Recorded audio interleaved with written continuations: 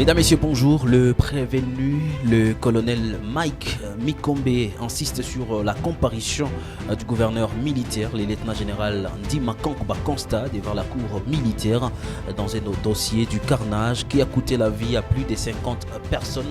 Nous aurons le temps d'en parler dans l'actualité du jour. Et puis, à Butembo, la mairie annonce la destruction d'un engin explosif ce vendredi et appelle la population à l'apaisement. Et après, nous allons nous rendre à Beni où un combattant maïmaï neutralisé et des effets militaires récupérés par les forces armées de la République démocratique du Congo. Et puis, nous allons chuter sur le plan international par ces rapprochements entre la République démocratique du Congo et l'Israël. Le chef de l'État congolais annonce l'installation de l'ambassade congolaise dans cette partie de la planète. Messieurs et dames, vous êtes nouveaux, n'oubliez pas de vous abonner. Et moi et vous, on va se retrouver dans la deuxième partie de la vidéo.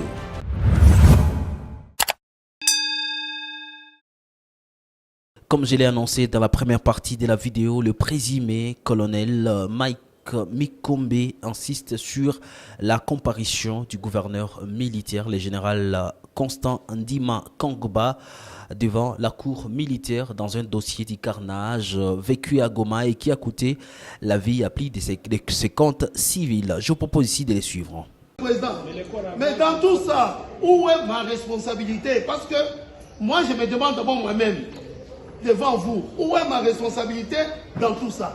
Si moi, on doit me dire, c'est à cause de quoi? Parce que tu es devant, quand tu es commandant BIA. Et pourquoi pas vous avez refusé, lui, de venir ici témoigner? Parce que lui aussi, le commandant Nord Kivu. Ne refuse pas. Mais non, c'est ça. Je vous donne tous les détails, Monsieur le Président. Il vient sur quoi? Il vient d'abord, il a nié, parce qu'il a nié tout. Tout ce qui s'est passé, c'est là, nié tout. Et pourtant, c'est lui qui coordonnait avec ses conseillers. Même les porte-paroles, pour mobiliser toute la presse et les amener là-bas. C'est lui qui a financé tout ça. Vous comprenez, Monsieur le Président? Maintenant, quand moi je suis ici, on me dit c'est à cause de la responsabilité. C'est pourquoi je suis devant la cour. Je dis, ah bon? Alors lui qui est le commandant des opérations du Nord Kivu, qui coordonnait tout ce qui s'est passé le jour du 30, pourquoi pas ne pas venir ici maintenant, dire devant votre cour, démontrer comment est-ce que moi j'ai agi? Je suis sorti de ma propre initiative, j'ai mobilisé les troupes de ma propre initiative, que lui ignorait être informé. C'est ça, Monsieur le Président.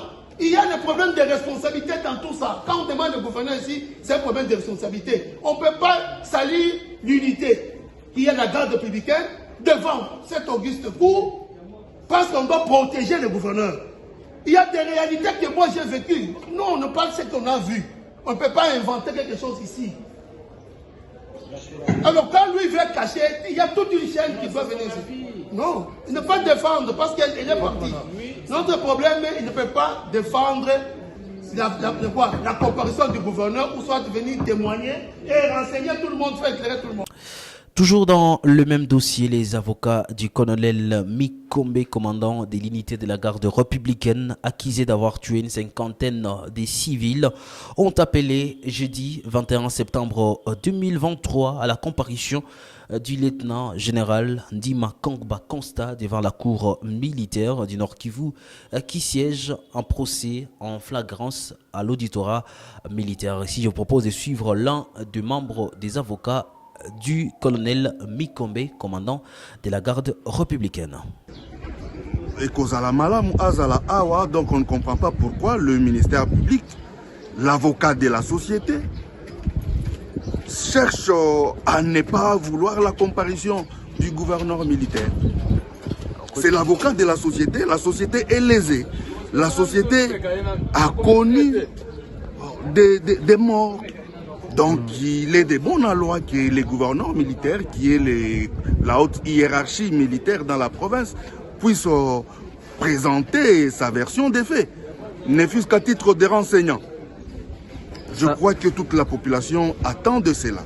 Est-ce que cela vous permettra de dossier Moussa Nabino et Kobani à Malam? Nous t'aidons à défendre le colonel Mikombe avec toute notre dernière énergie. On ne cédera pas à tous les caprices de l'organe de la loi. Rendons-nous à Béni à présent. La mairie annonce la destruction d'un engin explosif ce vendredi et appelle la population à l'apaisement. Le maire de la ville commerciale de Butembo au Nord Kivu a annoncé depuis jeudi 21 septembre que les services de sécurité procéderont vendredi à la destruction d'un engin explosif dans la clos de l'ancienne base de la MONUSCO dans les quartiers Bel Air. Dans ce communiqué parvenu à Kivu Morning Post, l'autorité urbaine, le commissaire supérieur Moa Beki Iteli Roger appelle la population à l'apaisement et rassure qu'aucun dégât ne sera causé par cet engin. Et puis à Béni, un groupe d'hommes armés assimilés au Maï Maï se sont affrontés le jeudi 21 septembre aux forces armées de la République démocratique du Congo sur la colline Ngouli au sud-ouest de Kiavinyonge, situé dans les territoires de Béni en province du Nord Kivu. Le capitaine Anthony Mwalushaï, porte-parole des opérations Sokola en Grand Nord, dresse un bilan provisoire ce vendredi d'un combattant Maï Maï neutralisé et des effets militaires récupérés par l'armée régulière. Quittons le Nord Kivu, direction la province ici de Kivu, d'une province à une autre, accusée d'avoir détourné une assistance humanitaire destinée aux sinistrés à Nyamukubi, au sud de Kivu. L'administrateur du territoire de Calais a été violenté par la population. C'est le mercredi. La police est intervenue et certains manifestants ont été détenus. Suivez cette vidéo.